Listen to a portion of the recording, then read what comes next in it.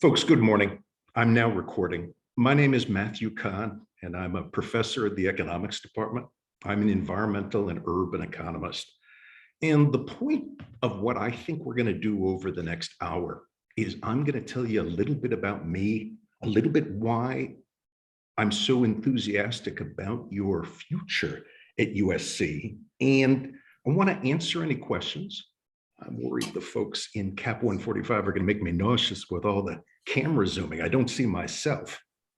Yeah. Let me start with a little bit about me. I don't know how many people are in Cap 145, so I don't know if it matters what we're seeing on the screen. Folks, I've been an economist for 30 years now. And I think back to when I was a first-year PhD student at the University of Chicago, which I entered in fall 1988. Ed Glazer was in my class. Erzo Lutmer was in my class. My future wife was 2 classes above me at the University of Chicago. I learned so much from my classmates. And so I think something absolutely crucial with a PhD program is to be at a program where you like your peers and you see your peers. And I realized that you have started graduate school at an exceptional time. I'm cautiously optimistic that life will improve for all of us. And I very much want to see you face to face soon. I now don't know why I'm not seeing Cap 145. And so we will see if this is a high quality video, because I would like to use this to market what a great PhD program we're building. At the University of Chicago, I trained in econometrics and labor economics, and I took the skills that I learned at the University of Chicago and became an environmental and urban economist. I've never taken a course in environmental economics. I took a great course with Ed Glazer. We were students in the same class with the late George Tolley in urban economics. And Professor Tolley taught me what a great field urban economics is, and I want to convey a little bit of my enthusiasm. Folks, a tremendous opportunity for all of you is Thomas Cheney is now teaching a great second-year class. And for those of you who want to work with me, maybe none of you will want to work with me after today, but for those of you who may want to work with me, I strongly recommend taking Thomas Cheney's course, because something that I would love to see your cohort achieve is to blend structural work, taking microeconomic models seriously, and to blend that with empirical work. Because USC is so good at econometrics, and because we continue to hire great faculty, there's great permutations and possibilities for learning. The Nobel laureate Robert Lucas once said to us, a good student is somebody who teaches me something. He wanted students with the ambition and the talent to teach him some economics. And when he said this to us, I said to myself, oh, brother, what could I ever teach this guy? But I think that that's the right criteria for judging students. Faculty want to spend time with ambitious students who are investing in their skills, asking interesting questions, and USC Economics is and will be a rising program if there's mutual learning going on in our study groups, in the hallways, when you present formal seminars. That's the kind of department I want us to be, where Tom Sargent, the Nobel laureate, once said, everyone in economics is a student. We're just students of different ages. And Sargent's like 80 years old. I'm going to turn 56 next week. And I view myself as a student. I want to learn from you. And that's why I want you to be really well-trained and ambitious so that I can learn more from you. Folks, before I start my remarks, I want to make a few more points. I hope that all the homeworks in the first year have not beaten you down. I hope you remember why you entered the PhD program. I hope you're reading the Wall Street Journal. I hope you're reading the Financial Times. I hope you're reading The Economist magazine. Keep a notebook, like on your Google Drive, of research ideas. Don't just be so locked into doing your problem sets that you're just doing problem sets all day long. Remember why you entered the PhD program and how you're going to use the tools you're learning now to work on the things that really interest you. And I think we have a very strong PhD first-year program. When I was the chairman of the department, I worked on that. But the point of the first year of the PhD program is to get you ready to do original research. And many of you are going to do applied research. Again, I would love it if there is this melding of theory and empirics. And that's going to be one of the themes of what I want to talk about today. Folks, before I talk about my own research and environmental and urban economics, I also want to tell you about the Schaefer Center. So Nick, I'm looking at you, looking at your handsome face. If I say the words Schaefer Center, have you ever heard of our Health Economics Center on the other side of the campus? Give me a thumbs up if you've heard of it, and a thumbs down if you haven't heard of it. So I wear many hats at USC. One of those hats I wear is I'm a senior fellow at the Schaefer Center. So not only am I an environmental and urban economist, but I'm also a health economist, and I'll explain the links in a couple of minutes. For any of you interested in health economics in the developing world or in the developed world, please get in touch with me, because there's very exciting opportunities at the Schaefer Center once you guys are done with your first year program. And the first year's hard. I think back to my first year. It was hard stuff. There were problems I couldn't solve. My friends sometimes carried me along. Just fight on and always just try to learn some economics and make yourself stronger. Folks, I now want to talk about environmental and urban economics. Think of the climate change challenge. Think about drought in California. Think about pollution in China's cities. Think about the economic development in Africa, but perhaps the resulting pollution.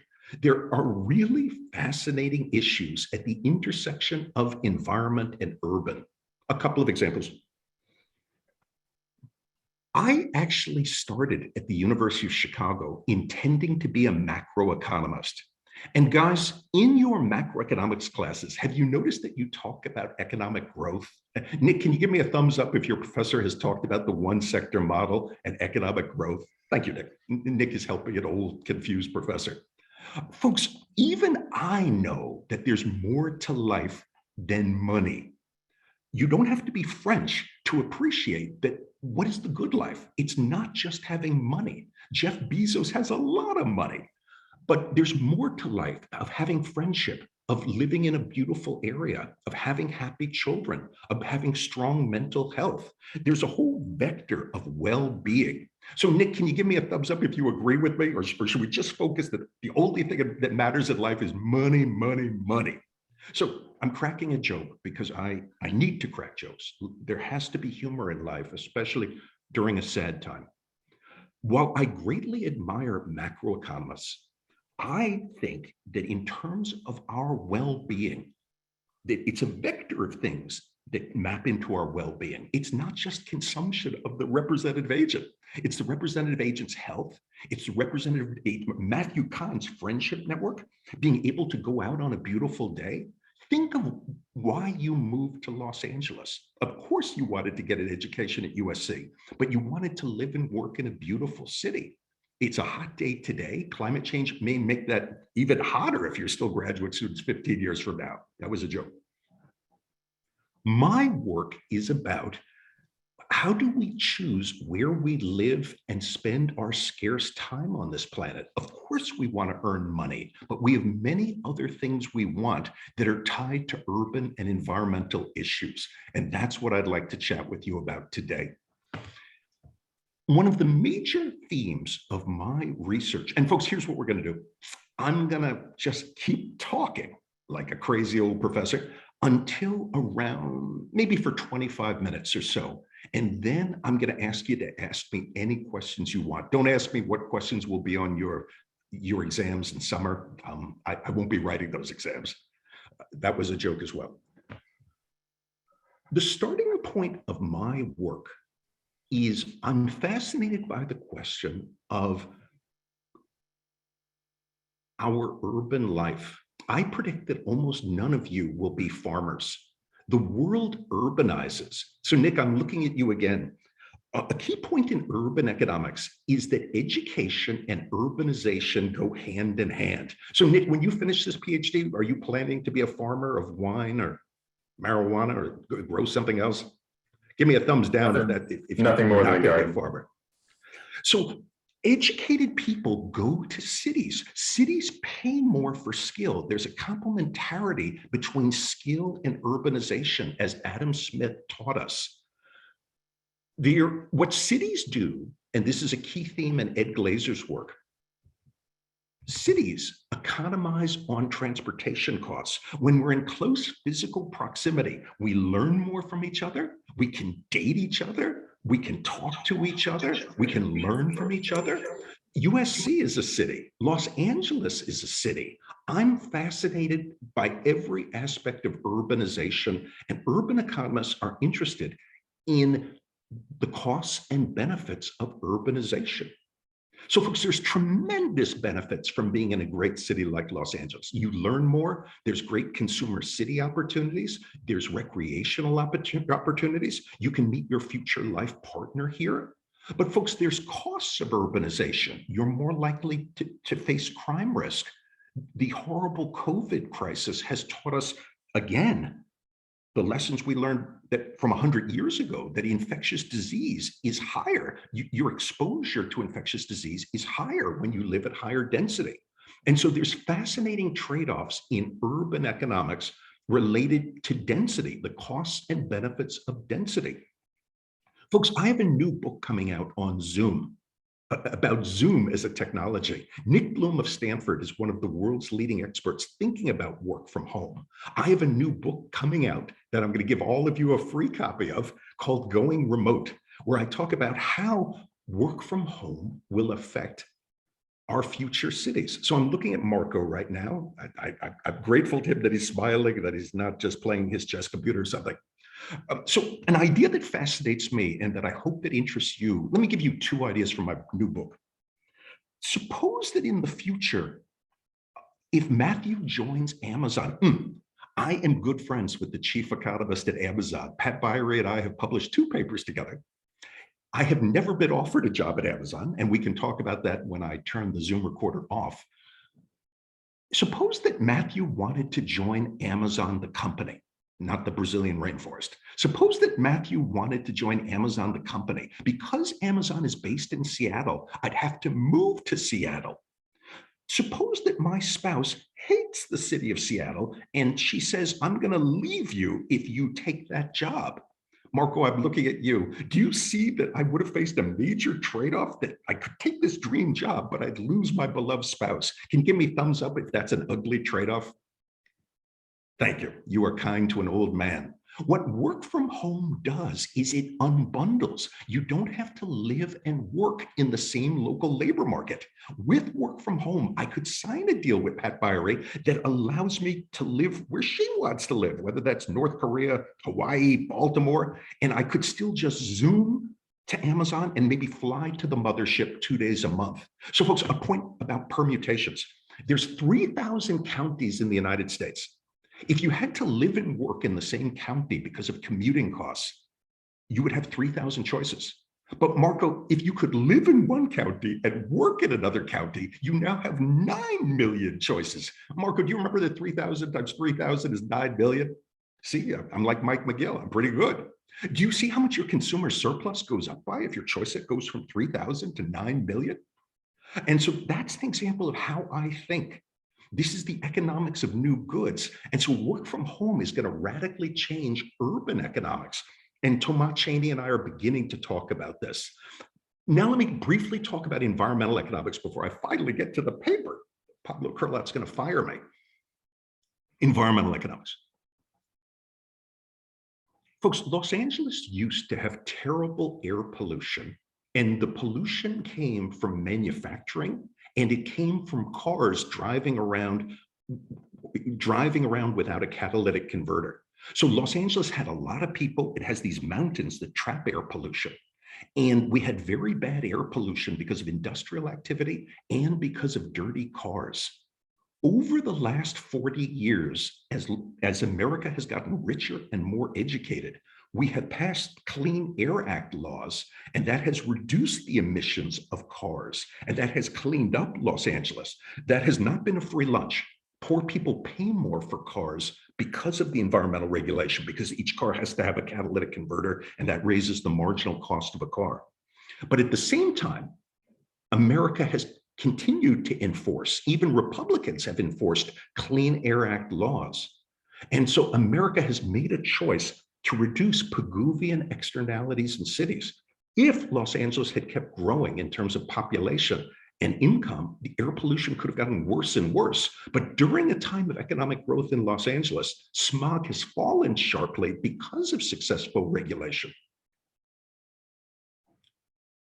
I want to make a different point. What happened to the Los Angeles manufacturing activity that was creating pollution? Did you know that Los Angeles County has lost 600,000 manufacturing jobs in recent decades? And that injures middle-class people who don't have USC or UCLA degrees. Manufacturing has been a source of income for less educated people. California has deindustrialized in part because of powerful unions here. Manufacturing jobs have left California to move to Southeast Asia and to move to Mexico and to Texas, to areas with cheaper labor, cheaper electricity, and less land use regulation and cheaper land. And so environmental progress in California has multiple causes, and there have been winners and losers. As a professor, my job is not threatened if we lose manufacturing jobs. I get cleaner air. My home is now more valuable because of a capitalization effect. But there can be a high school graduate in Los Angeles who now faces greater unemployment risk because manufacturing has declined. So when I want my students thinking about urban and environmental issues, environment, air pollution, water pollution, greenhouse gas emissions is an emergent property of the scale of economic activity in a city, the industrial composition in the city, and the emissions technology of the capital stock in the city. And these are all factors that I want to talk about. Folks, let me come to would anyone like to type in a question into the chat room before I start and show you a couple of things about my paper with Randy Walsh?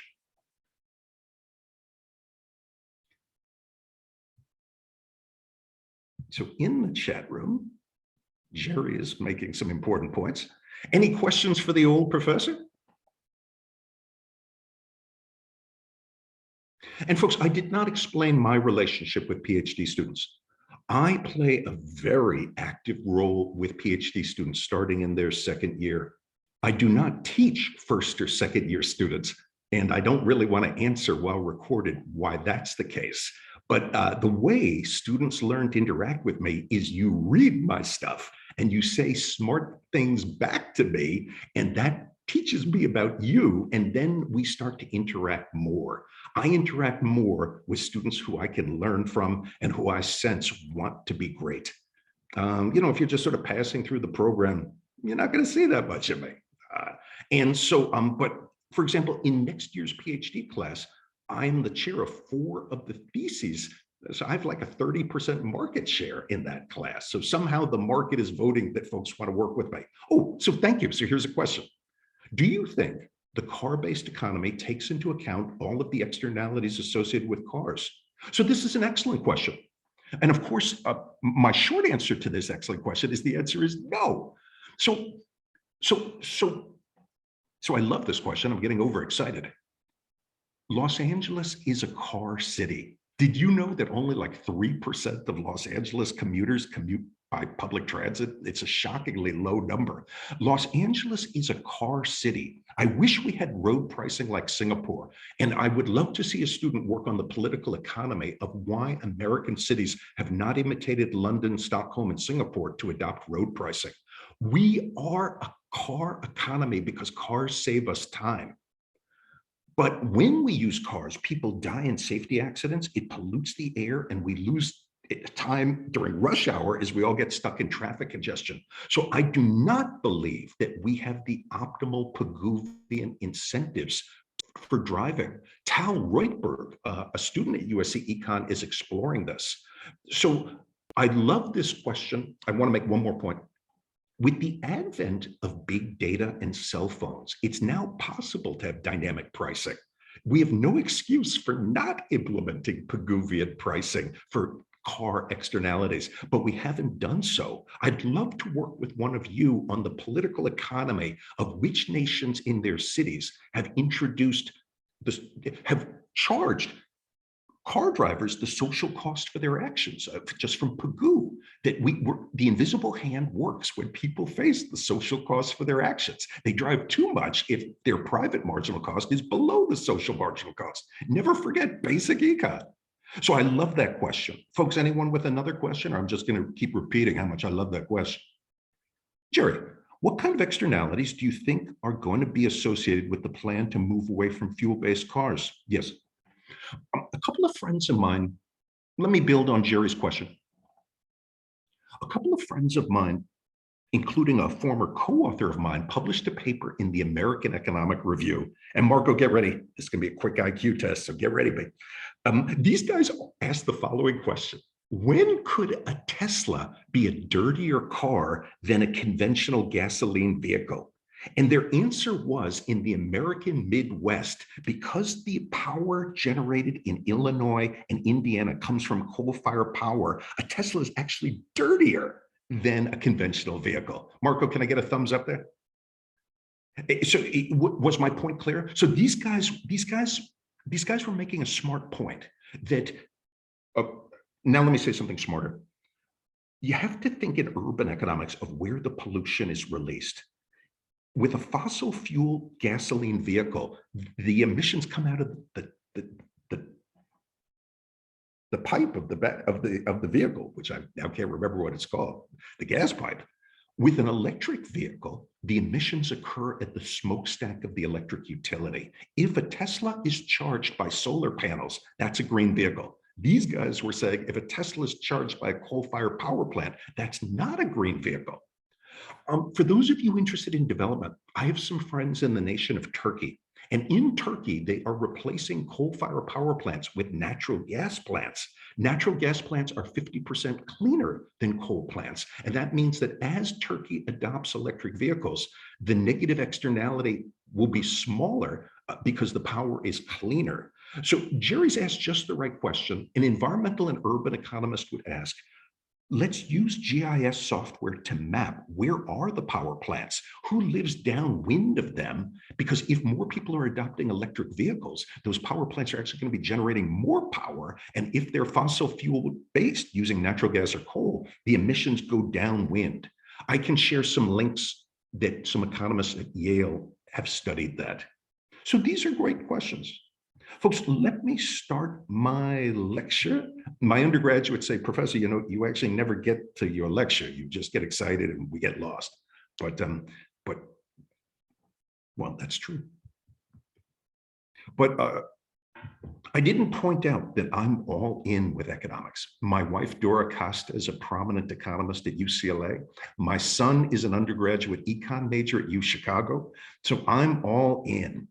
My son says that only economics interests me, but so I'm specialized. I'm going to share my screen, and I want to bring up my paper to keep me disciplined. Marco, can you see my cities and the environment? Give me a thumbs up. Thank you. Thanks for being kind to an old guy. And I'm not going to read to you from my paper, but I want to show you a couple of big ideas where our goal is environmental and urban economics. Marco, a first idea I want to convey to you is think about Manhattan, the city where I grew up. Think of downtown New York City and think of the waterway near New York City. As Ed Glazer has written about, New York City got rich because it was a port. Of course, Wall Street mattered in New York City, but New York City originally was a port where all these dirty ships showed up to drop off people and to take goods to ship to Europe or to ship to the Midlands of the United States. So New York City started as a place of production. Folks, I want everyone to say production, production, production.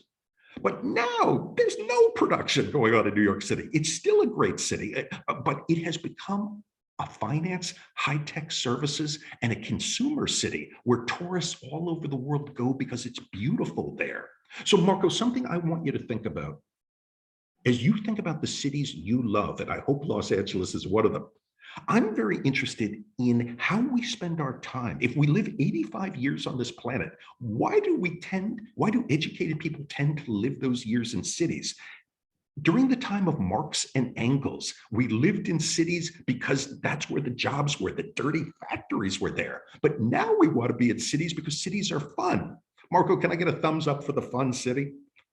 And this is true in China. For those of you interested in China, that's the major theme of my work with Sichi, that Shanghai is a great city as a consumer city. So a major theme of my work on urban environmental economics is those cities that offer great quality of life, either because God has given them unique attributes like mountains and great weather, or because smart government officials have offered good public goods like street safety, clean water, good schools.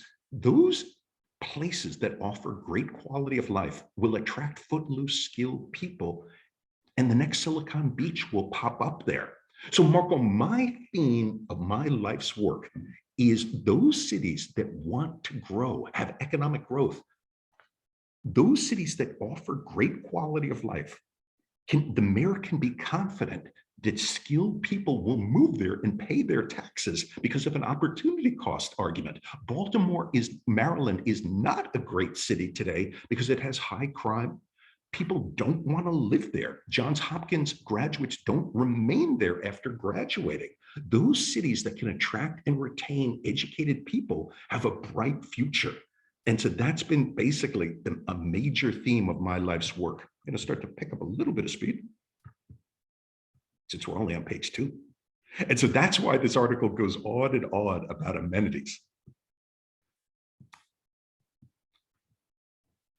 Topic number 2. Incorporating local and global environmental externalities into locational equilibrium models. Marco, since I only see you, I'm going to ask you to work with the old professor. Think of the city of Pittsburgh in the 1960s. Pittsburgh was a booming economy because dirty steel, you could make a map of where the steel factories were, and pollution was very high, close to those factories. Marco, my question, and we're going to do it in terms of thumbs up and thumbs down. Would rich people want to live next to the factories? Give me a thumbs up if your answer is yes, and a thumbs down if your answer is no. So rich people are willing to pay for amenities, and the flip of that is they're not willing to live close to disamenities. So what happened in Pittsburgh, and what we study in section 2 of our paper, is that poor people tend to live in the lowest quality parts of a city, close to airports, close to highways, where it's noisy and polluted. There is something unfair in urban economics. Poor people, the tragedy of being poor is that poor people always consume the lowest quality products, lowest quality housing, lowest quality food, less access to good education, less access to good food.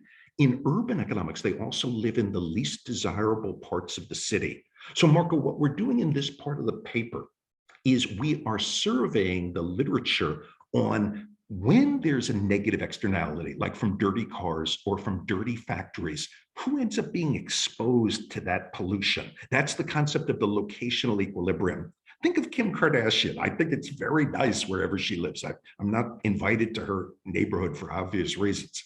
And so in capitalism, the rich get the best of everything and the poor the opposite.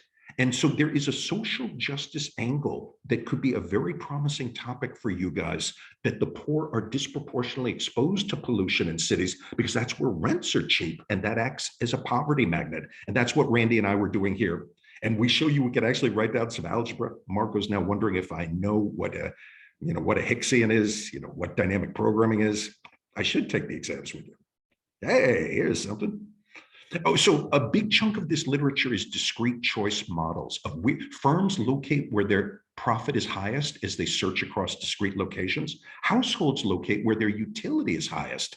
And so this is a little bit like industrial organization. Something going right in spatial economics is the smart urban economists are using ideas from industrial organization, from Barry Levinson and Pecos, The really good methodology in industrial organization is being used by the best urban economists to write down structural discrete choice models. And this allows us to do counterfactuals. So Marco, an example.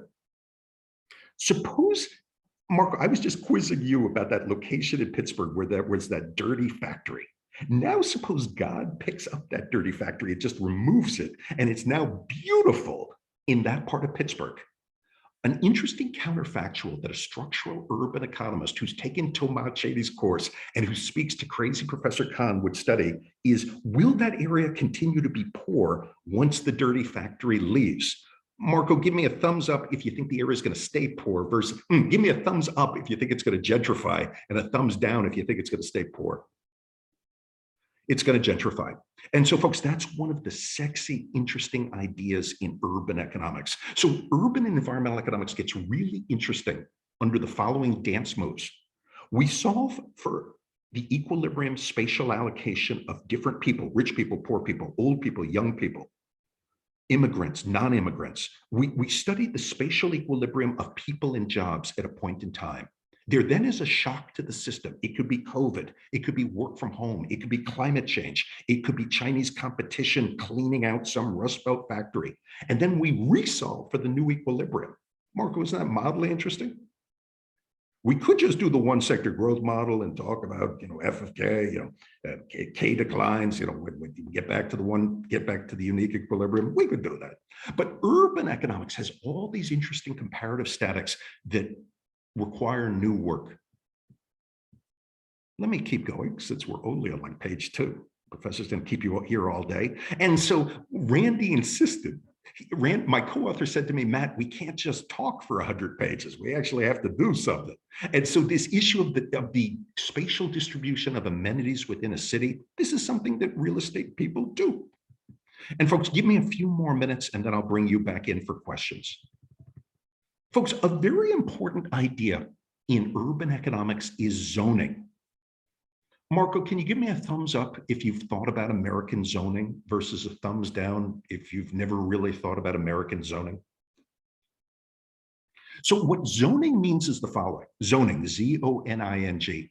Did you know that 65% of Los Angeles is zoned for single family homes? You can't build apartment buildings on 65% of Los Angeles's land. Marco, a question from supply and demand. If all of Los Angeles County could be built, if you could build apartment buildings anywhere in Los Angeles, would you face lower rents? That is correct. So I don't want to talk about the political economy of zoning now. Zoning laws limit the ability of landowners to build tall buildings on their land. That means that there's less supply of housing than there would have been had these guys been unconstrained. By limiting housing supply, that gives monopoly power to those who already own houses, and it raises rents for guys like Marco who are just starting their career in Los Angeles. Marco, does that make you happy? So zoning is a transfer from old white guys who own the homes already. It's a transfer to them, and it's takings from young people and new immigrants to America. And this makes me very angry, even though I'm an old white guy with a house. I'm not a hypocrite. This country will be greater if there's greater opportunity for people to move here and to start their own American dream. There will be less cynicism in America if young people feel that they'll get their shot. And zoning, by limiting the ability of real estate developers to trade with people like Marco, it's un-American. I understand why it exists, but I'm a fan of competitive capitalism, and zoning blocks the gains to trade between buyers and sellers. Now, zoning exists. Proponents of zoning say, Matt, you're drinking too much. Zoning is supposed to minimize negative externalities by keeping urban planners say that it creates this orderly land use, that we don't get children living close to an industrial factory because of zoning. There's a little bit of truth to that, but that's convenient.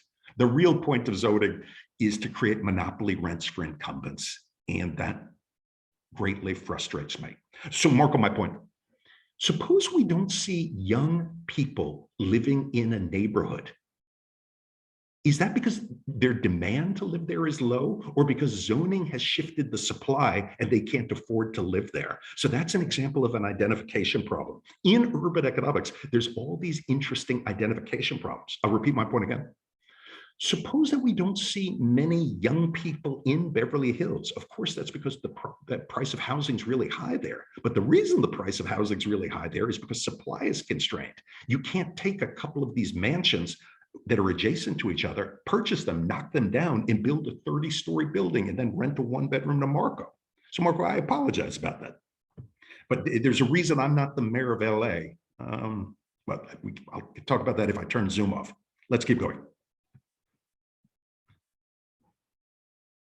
My work is always about urban and environmental economics. And folks, on one level, we already spoke about this one when I gave that example of smog declining in Los Angeles during a time when Los Angeles's population has been growing and where its income has been growing. Pollution has declined because cars' emissions per mile have fallen so much. The quality of our capital stock is getting cleaner, and that interests me very much. I'm going to fly through this. This just goes on and on that point. Folks, I want to make a point. Marco, get ready.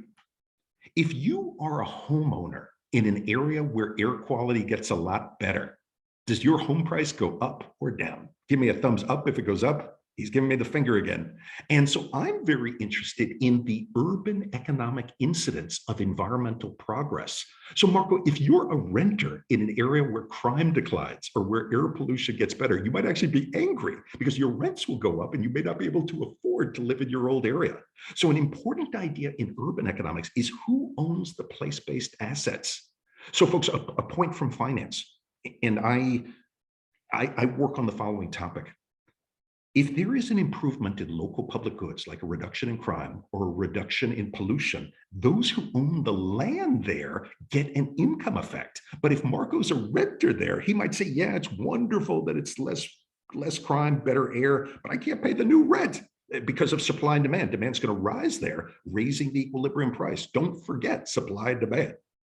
And so that's the theme of this lecture here. Oh my goodness. So here I'm talking about my work with Sichi. So for those of you from China, these ideas apply as China has liberalized its economy. Sichi and I argue in many papers we've written together that the ideas of urban and environmental economics apply both in the United States and in China, and I believe throughout the developing world, but of course institutions matter. Let's do another one. Preservation of open space. Marco, have you ever been to a green space like the London Greenbelt? So not a park in a city, but open space at the fringe of a city, like where horses run around and there's eagles. Have you seen one of these? Give me a thumbs up for that. Marco is very kind to an old man, so I'm not like a grandpa to students. Folks, urban economists have argued that there are negative consequences of preserving open space. And so I'm going to come back to my zoning point again. From supply and demand for housing, what open space does is it takes land away from developers. So when you preserve open space, folks, make a supply and demand graph with your arms. When you preserve open space, you increase demand for housing close to the open space, and you shift in the supply curve because developers can't build any more housing. So Marco, do you see that home prices rise twice because of open space protection initiatives? It makes the area's amenities better, that increases demand, and it shifts in the supply curve because developers don't have any land to develop if it's all given to cows and horses. And so incumbent homeowners gain from open space initiatives like in Novato, California, but young people like Marco lose unless they're big environmentalists because rents soar. Folks, I'm keeping an eye on the clock. I'm going to just keep going here. Folks, a piece of terminology from the United States: Superfund, brownfields, and industrial site remediation. Marco, do you remember about 10 minutes ago, I was talking about that Pittsburgh steel factory pumping out all that pollution and creating this sort of crap hole in a radius around the factory? Do you remember that I did that strange experiment where God picks it up and just removes it? Can we agree that that's a little unrealistic? So what happens on planet Earth is the following. A steel factory dies because it loses a competition with Chinese exports. When the steel factory dies, the industrial site is polluted. And the American words for this is it becomes a Superfund site and a Brownfield site. So imagine if a steel factory that had been operating for 100 years closes. It's polluted all the land around it. Something that urban environmental economists study is the local public finance of how should a city remediate this pollution from the land to reuse this land to revitalize the area. And it would greatly interest me if people from nations outside the United States were to revisit this topic in a country that you care about. How do we increase our supply of quality land, and who should pay for the cleanup is what we talk about here.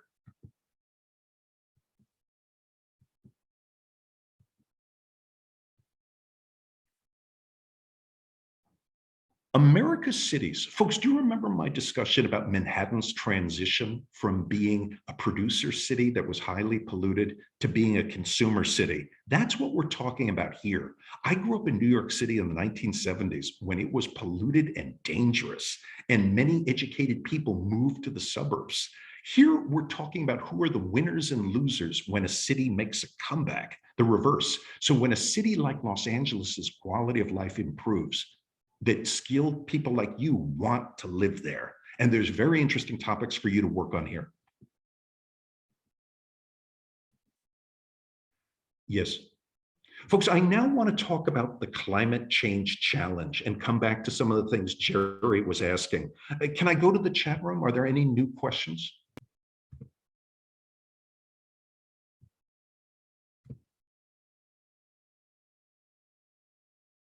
We can come back to this point about electric utilities. That gets a little bit into the weeds. Folks, any questions up to here, or I have hypnotized everybody? Please put it into the chat room.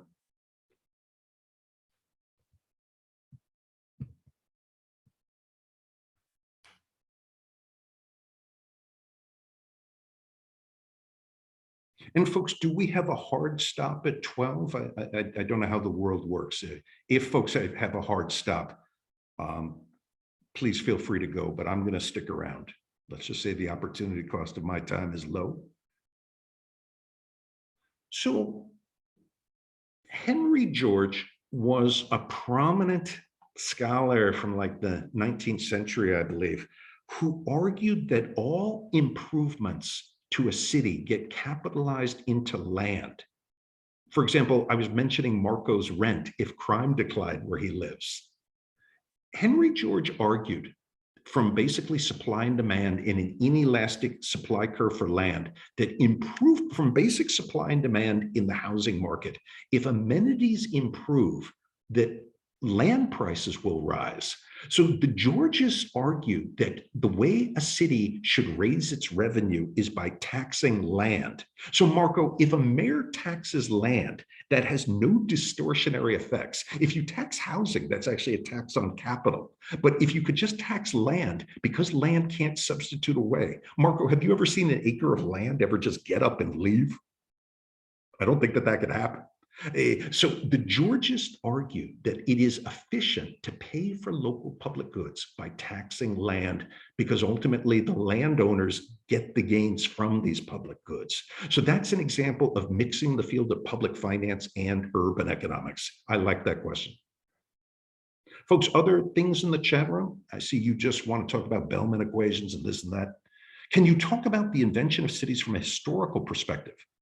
So this is a very important question. And let me show you a famous paper on path dependence. I have not worked enough on this, but my friends have. Bleakly, I'm on Google Scholar if you wonder what I'm doing. Folks, if you're interested in history and path dependence, I want you to read the following two papers. Here's paper number 1, and I want you to read this paper by the Nobel laureate Paul Krugman. And then I want to tell you a story.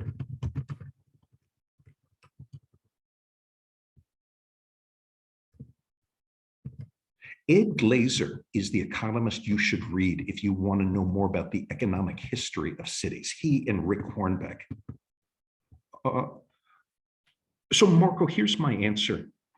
Because the capital stock is durable, there is a fight in urban economics that ties back to macroeconomics, and Esteban Rossi Hansberg of the University of Chicago works on this. There's a fight in urban economics on the following. So Marco, New York City has been alive for hundreds of years. It's a self-fulfilling prophecy issue arises. As you build infrastructure in New York City, do young people just move there because they've always moved there? And thus, is this a Markovian historical process that just feeds on itself? What Krugman wants you to think about is history versus expectations. If due to climate change, Miami is expected to be destroyed, Marco, are you going to buy a beautiful house in Miami if you expect that climate change is going to destroy Miami? So that's an example of this fight between duration dependence, history versus expectations. And the Bleakley and Lynn paper, I've never had a student work on this topic, on path dependence. So folks, what path dependence means, and I don't know if you've been taught duration dependence in your econometrics class, is one's probability of living in a city, is the probability of economic growth an increasing function of past economic activity in that city? There is a dynamic process that just feeds on itself. Because Seoul, Korea is the center of Korea's economy, that's a self-fulfilling prophecy that skilled people just move there, and the process just feeds on itself. But if Seoul was known to face a North Korean attack, or if a major meteor was going to hit Seoul, would that expectation lead people to leave Seoul? That's that fight between history and expectations. But Marco, I'd be happy to speak to you about that. I've never worked on this issue. Let me jump back in, and we're going to get to adaptation in a couple of minutes. I am heading back to my slides. And again, folks, for anyone who needs to leave at noon, feel no guilt about doing that. I think I want to go to about 12:15. So I'm now on the topic of global externalities exacerbated by intrametropolitan. Boy, this is the world's worst heading. Folks, this is about suburban sprawl. Many Americans are deeply concerned about sprawl, of us spreading out. So Zoom allows us to spread out. I was too lazy to come to USC today. When we live at lower density, we don't use public transit, we live in larger homes, and we drive more. Before the advent of the electric vehicle, that was associated with creating more greenhouse gas emissions. And that's what we're talking about here. Gas prices are low in the United States relative to Europe. In Europe, there are more compact cities. Gas prices are higher. People live in smaller homes closer together. It's sort of cute, and it sort of amazes Americans from Houston when they visit. And Marco gets my joke. And that's what we're discussing here. Folks, a point from my more recent work is the suburbs of the United States don't have to contribute to climate change if our power comes from green power and if we replace our station wagon with an electric vehicle. So it's possible to decarbonize our suburbs. But up to this point, the American suburban dream has contributed to climate change. There's no doubt about that. This is a boring section of the paper. I'm going to skip this. Boy, this just goes on and on. This just goes on and on.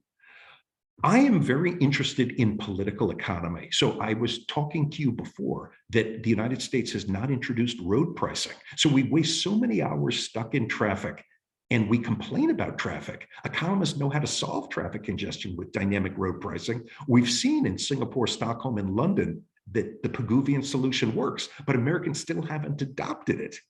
And so I'm very interested in political economy and would be happy to work with any of you on political economy topics related to urban and environmental issues. And we talk about this here.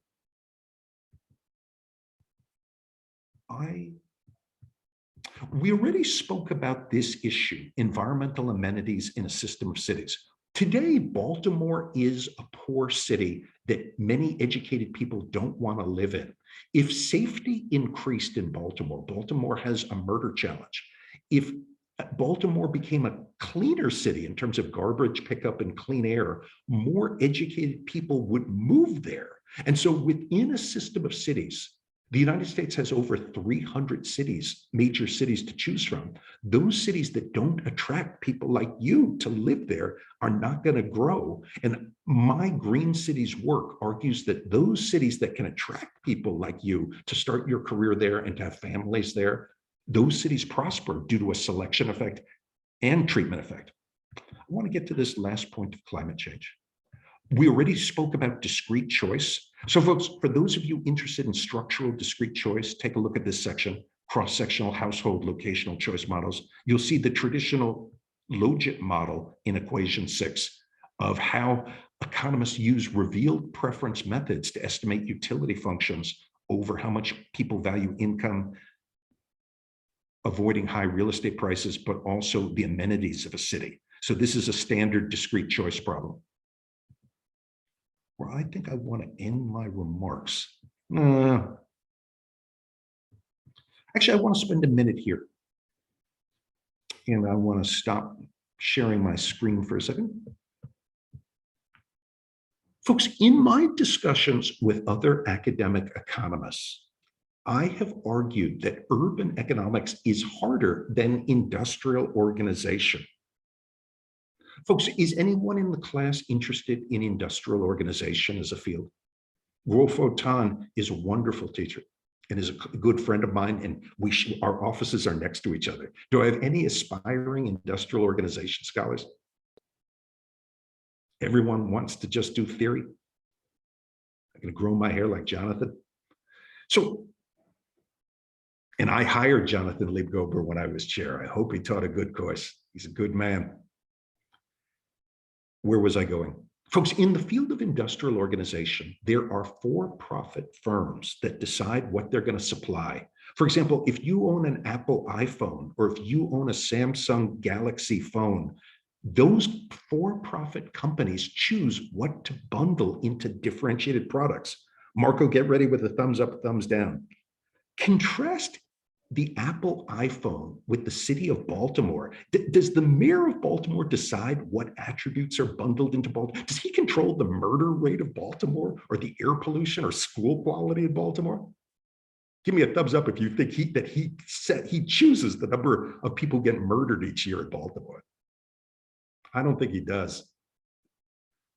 Of course, to a certain extent, he chooses how many cops to hire. But does he know whether there's going to be a gunfight? So, Jerry, I actually disagree with you, man. So yes, I mean, if everyone left Baltimore, nobody would die. But the boss of Apple has much more control of the product than the mayor of Baltimore. So what's fascinating about urban economics and industrial organization both are about differentiated products. The Apple iPhone is a substitute for the Samsung phone, but not a perfect substitute. Baltimore is a substitute for Los Angeles, but not a perfect substitute. On the supply side, the attributes bundled into Santa Monica, bundled into Los Angeles, bundled into Baltimore are an emergent property of the millions of people there. If everyone, Marco, if everyone quits smoking in Los Angeles, will air quality get better? Can the mayor order everyone to quit smoking? I bet if he said that, people would start smoking. That was a joke. No one listens to Eric Garcetti. And so and he's running off to India. He's learned, he doesn't have a powerful job. And so urban economics is actually harder than industrial organization because our supply side is so messy. So folks, this was an IQ test. If you understood what I just said, you may be able to work with me. If you didn't, you'll never see me again. And so time is short. Let's go back to the paper. And of course, I want to talk about one more thing related to climate change adaptation. Firms also choose where to locate. So Amazon just chose the locations for its HQ2s, and it did not choose Baltimore. Marco, those cities with bad quality of life are not going to attract Google. So did you know that Google is building one of its new HQ headquarters on the West Side? Because Los Angeles is so beautiful, this tech sector is booming here. So we talk in the paper about how great quality of life actually attracts tech firms. And that's what we're talking about here on page 42. I encourage you to read this. All the puzzle pieces fit together. So here's another discrete choice problem for where firms choose to locate. You can read this. Going to skip this, and I want to get to the climate change to begin to wrap up. And I'm going to stick around to answer any questions.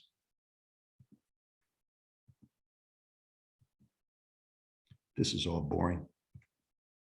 I'd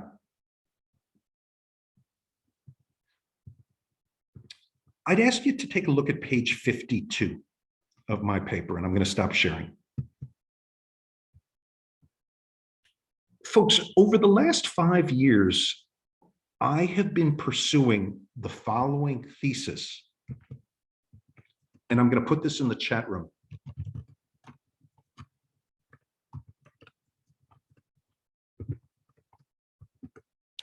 I am the world's leading expert on my optimism that because we're urbanizing, we can adapt to almost any challenge that climate change poses to us. There is air conditioning in cities. I think your productivity is even though Caprillion is a terrible building, your productivity is barely affected on a hot day because of the air conditioning. We have tremendous ability to adapt to climate change because we've urbanized. And I have been battling many politically correct environmental economists on this point. There are very few free market economists in environmental economics. And so it would interest me if some of you are interested in the climate change adaptation challenge, where I want to spend 2 minutes here, and then you can start to type things into the chat room. I take the climate change challenge very seriously, but we are not passive victims. For any challenge you can think of that climate change will pose, I will explain to you about how urban economics protects us. And let me show you a document I wrote 12 years ago that still looks very good. It's going to take me a minute to find this. And so I have several students at USC working on the adaptation hypothesis. Give me 1 second. I'm going to put this in the chat room.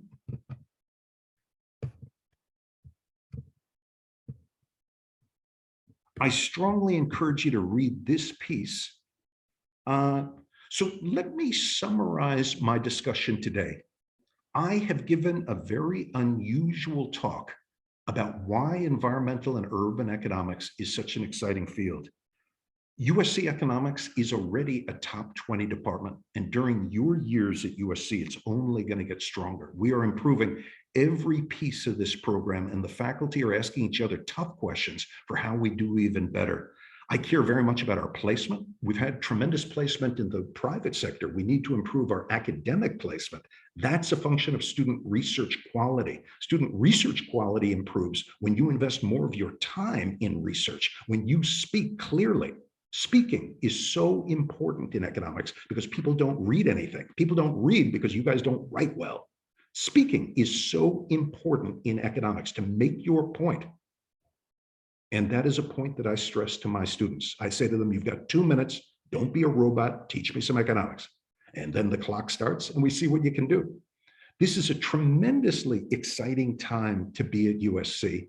And I would gladly trade places with you because you're on the upslope in your research careers.